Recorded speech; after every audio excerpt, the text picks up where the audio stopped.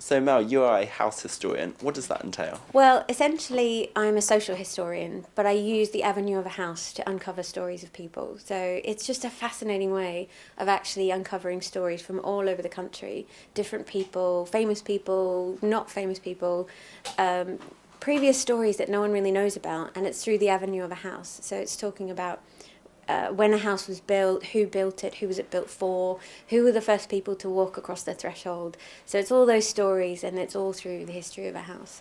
And we can cover all those stories. When you come to a house, how do you go about finding out the history? Well, it's a lot of time in archives and libraries. So it's great to talk to former sort of residents, but actually that's really rare. So often I might just get an address. The current homeowner might know a few stories, but even then they might not know anything.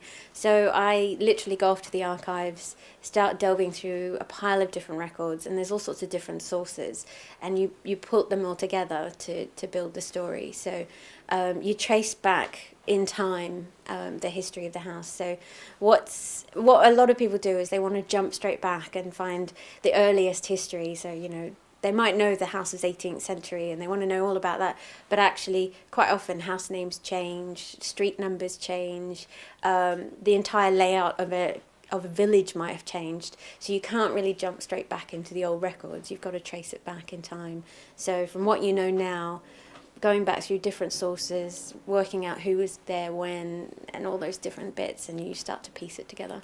So is it one-stop shopping at the archives, or do you come up against some brick walls? No, it's always a challenge, and a lot of people call me a bit of a detective because you often have to look at different avenues, different angles.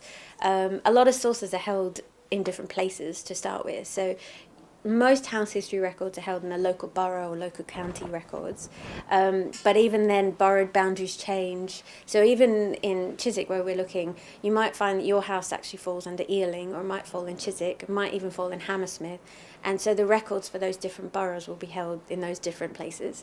But then you find for London, you've got the London Metropolitan Archives, which also hold different sources, and then the National Archives. And sometimes you do find a brick wall because the archives, the sources are no longer there. So in a lot of cases they might have been destroyed, they might have been lost over time. So a lot of deeds don't exist anymore. They're not legally required anymore. So if a property is on land registry, then that's often sufficient. Even land registry have gone what they call paperless. So they got rid of a lot of old deeds, which is heart-wrenching to a historian. So there's all these different potholes, shall we say, where it's not always smooth sailing, and it's all about putting together different elements to find the big picture. Chiswick is no stranger to celebrity tenants, among them JeanJacques Rousseau, who's made it into your book. Where did he live? Yeah, Rousseau, it's extraordinary when you think about it, but he just recently published his book, Emile, which caused a bit of controversy.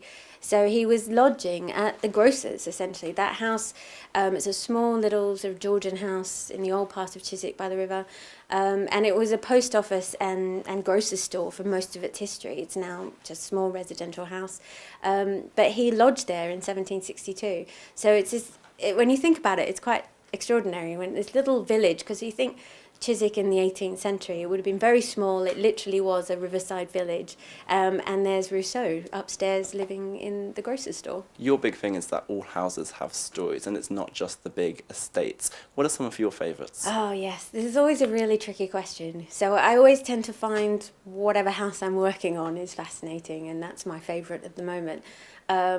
But it is really difficult because I genuinely do find each house interesting. So even if you might not have a celebrity in your house, actually, the stories of sort of ordinary people actually could be extraordinary. So I recently finished a house in the Cotswolds, which had a brilliant history going back to Queen Elizabeth I in 1588.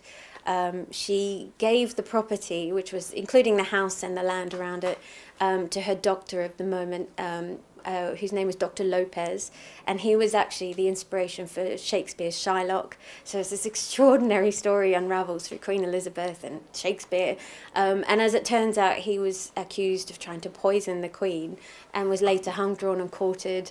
The land then went back to the Bishops of Worcester, and so it was this amazing story just through an ordinary house in a Cotswold village, but you find these extraordinary stories, and in a lot of cases they're not known. People don't know these stories, so they might have their address, they might know that it's a certain age, but know nothing about the people that live there.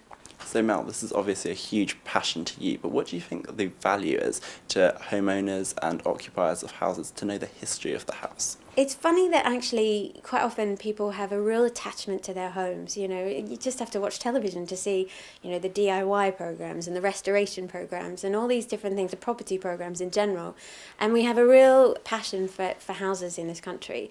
And actually knowing the history can add so much sort of personal value, but it can also impact the financial and value. If you find that someone super famous lived in your house, then that might have an impact on its value. But it's quite often the attachment people have to their homes, and so rather than it just being bricks and mortar, it gives you something that you become attached to. So one thing, I used to work for an estate agent, and actually one of the key things, if you talk to any estate agent, you could have the same house and two different people will go into that one house. But one person will be like, yeah, not my thing. Another person will walk in and they say they have a feeling, or they just feel at home, or there's an attachment. And the history can really add so much more to that, and people become really genuinely attached to their house.